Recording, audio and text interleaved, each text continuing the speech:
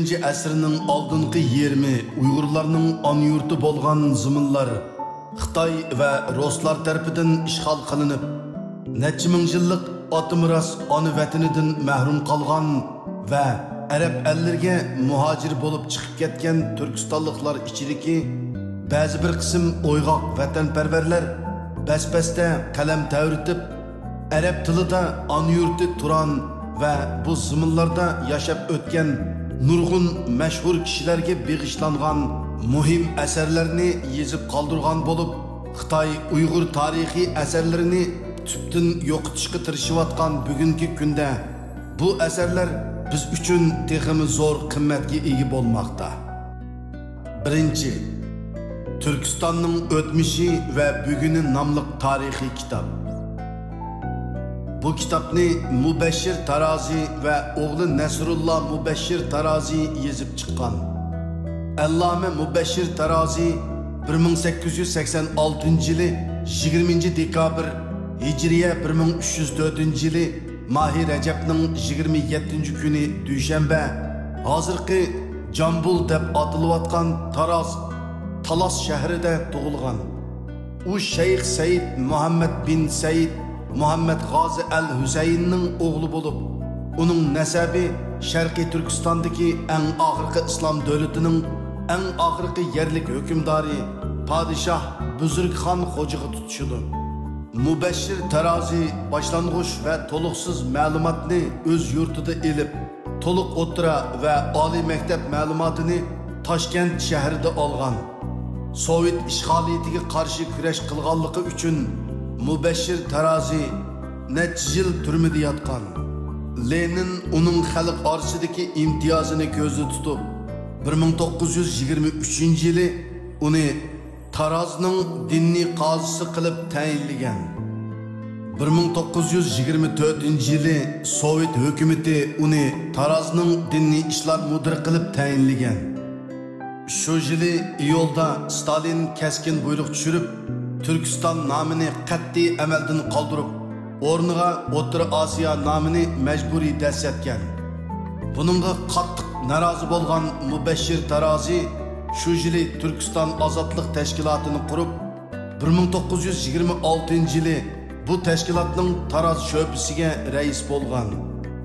5 yillik kurash jarayonida necha qitim turmaga tashlanish, hatto etib tashlanish xavfiga duch kelgan Alloma 1930-yili 4-aprel Buxoro orqali Afg'onistonga hijrat qilgan. 8-aprel Podshoh Muhammad Nodir Shoh olimni bevosita qabul qilib izzatini qilgandan sirt shu kunila olimga Afg'oniston fuqarolik huquqi bergan. U shundan beri uda 4 yildak Afg'onistonning tarjima va tadqiqot o'rnining mudirligini o'tab, Afg'oniston va islom dunyosi orasida vositachilik rol o'ynagan.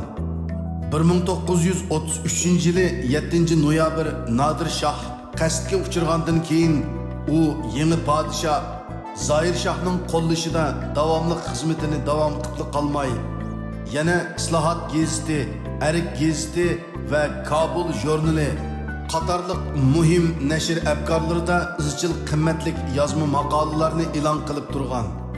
Shu yili 12-noyabr Qashqarda qurilgan Sharqiy Turkiston Islom Jumhuriyatini tonutish va qo'shni ellarga e'tirof qildirish yo'lida xili qattiq tirishchanlik ko'rsatgan. Uning g'oyat zo'r himmat ko'rsatishi bilan Afg'oniston taraf mazkur jumhuriyatga alohida hissdoshlik qilgan. Biroq ular amaliy yordam berguncha Qashqardagi jumhuriyat yemirilib munqariz bo'lgan. Mubashshir Tarozi 1949-yili Misrning ma'rifatparvar podshohi Farux Xonning alohida taklifi bilan Misrga berib, shu yerda o'tiraqlashib ketgan. Uning orzuliq o'g'li Nasrulloh Mubashshir Tarozi dadasining orzusi bo'yicha dadasidan yodikor qolgan qimmatli materiallar va o'zi bevosita to'plagan manbalarga tayinib turib, Turkistonning o'tmishi va buguni nomli arabcha asrini yezib qoldirib olamdan o'tgan. Mazkur kitobda yiroq qadimgi davrlardan toki oldingi asrning oxirlarigacha bo'lgan Markaziy Osiyo tarixi bayon qilingan bo'lib, Kitapning ayrim boblari maxsus Sharqiy Turkiston uchun beg'ishlangan.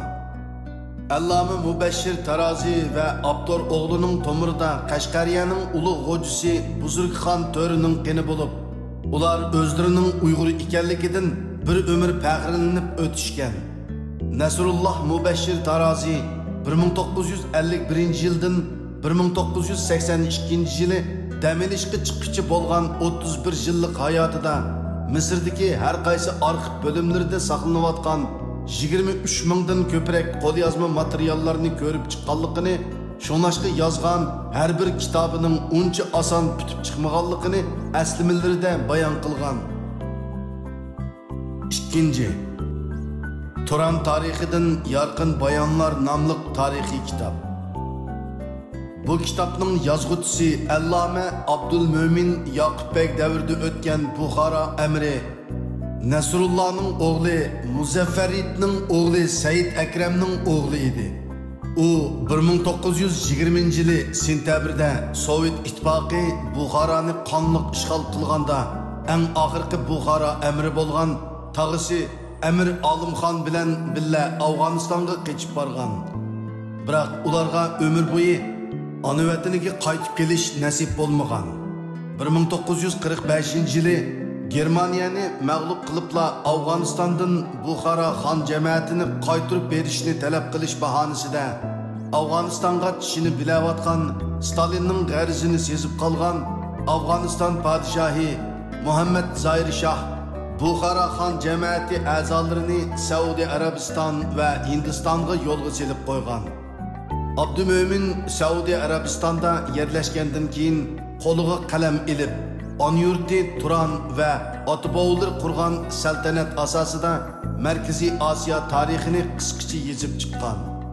Uning mazkur asri Saudiya Arabiston uchur arxiv vazorati tarafidan maxsus nomer qo'yilib, yaxshi saqlanmoqda. Tunji qitim 1975-yili 25-oktyabr nashr qilingan bu asar 1979-yili 1-iyul 2-qitim nashr qilinib, bosh shtabi hozirgi Makkadagi Islom Dunyo Ittifoqi bosh sekretari Muhammad Ali Harakonning qo'llashi bilan 5000 parcha besib tarqitilib, Saudiya Arabiston va qo'shni arab ellarida bir mahal Turkiston qizg'inligini qo'zg'agan. Bu asar Uyg'ur tarixini yo'ritishdagi birinchi qo'l muhim asardan biri bo'lib hisoblanadi. 3. Bir qism Turkiston azimatlarini tonishtirish nomli kitob. Azizani Qashqarning esil o'g'lani Muhammad Qosim Hojim yozgan Bir qism Turkiston azimatlarini tonishtirish nomli kitob arab elifba harflari asosida ensiklopediyalik va lug'at tartibi bo'yicha tuzilgan bo'lib, 2008-yili Makka Mukarramada arabcha nashr qilingan. Bu asarda milodiy 8-asrdan 20-asrning oxirlarigacha bo'lgan 12 asrlik uzun tarixiy jarayonda Buyuk Turkistonda o'tgan g'olliq shaxslar qatoridagi 3000 dan ortiq har xil mo'tavarlarning qisqacha tarjima holi berilgan bo'lib, 740 betlik qimmatlik tarixiy asarning avtori Muhammad Qosim Hojim 1930-yili noyabrning oxiri Qashqarda tug'ilib, 2020-yili noyabrning o'ttirlari Makkada vafot bo'lgan edi. U mazkur kitobini yozib chiqish jarayonidagi ilmiy jarayonlar va qiyinchiliklar haqida muqaddima qismida bir qadar mufassal to'xtalgan. Muqaddimada ilgari surilishicha, avtor bu asardagi eng jiroq qadimgi zamonda o'tgan 515 kishining tarjima holini o'z davridagi eng nopozliq ana kitoblar va klassik tarixiy manbalardan naql qilgan. Qolgan 1744 nafar mo'tavarlarning tarjima holini tarixiy tartib bo'yicha yashab o'tgan nopozliq olimlar tarafidan yozilgan ishonchli manbalardan naql qilgan. 19 va 20 asrdagi 750 nafar mashhur kishining tarjima holi avtorning ustozi Allama Sulaymon ibn Sodiq ibn Said Xutani Damulla saqlayotgan qo'lyozmalardan foydalanib yozilgan. G'arbiy Turkistondagi danglik kishilarni yezishda Yolg'iz Ulug' Turkiston fojiasi nomli kitobning avtori tarixchi Musa Turkistoniylar avtorga 300 dek danglik kishining qisqacha tarjima holini ta'minlab bergan. Uningdan boshqa 1951-yili Saudiya Arabistonda tug'ilgan Uyg'ur o'g'li, Sharqiy Turkiston va uning unutilgan xalqi, Sovet ittifoqidagi musulmonlar, O'rta Osiyodagi unutilgan musulmonlar nomli bir jurish arabcha asarlarning avtori Doktor Abduqodir Toshmu avtorga necha yuz nafar danglik kishining tarjima holini ta'minlab bergan. Oldingi asrning dastlabki 20dagi danglik shaxslarning tarjima holini to'plashda 1985-yili Karachi'da vafot bo'lgan birinchi qitimliq Sharqiy Turkiston Cumhuriyetining tashqi ishlar vaziri Qosimjon Hojim 1983-yildagi haj mazgilida avtorni bir qism muhim shaxslarning tarjima holi bilan ta'minlagan. Avtor shu chaqda ovozga ilib saqlab qo'ygan 3 tal unolg'u lentisi hozirmi saqlanmoqda. Avtor muqaddimida yana o'zining kichik chig'idan boshlabla tarjima hol to'plashga ishtiyoq bog'laganligini, Saudiya Arabistonga hijrat qilguvchi bo'lgan qisqali vaqtda 200 kishining qisqacha tarjima holini o'z qo'li bilan xotirlab chiqqanligini, 1980-yildan keyin ona vatanidan hajga kelgan nopozliq diniy olimlar va jamoat arboblaridan mingga yaqin kishining qisqacha tarjima holini xotirlab qo'yganligini ilgari surgan. Turkistonning sirtidagi danglik turkiy olimlarning tarjima holini muhojiratda yashayotgan turk tatar mashhurlarining kitoblaridan naql qilgan.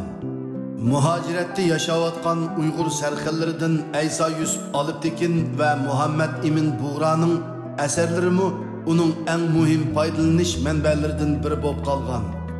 Natijada 1948-yildan toki 2008-yilgacha bo'lgan 60 yil jarayonida yurak qinini sarf qilib bitirgan mazkur asar oxiri shu yili qutuqliq nashr qildirilgan.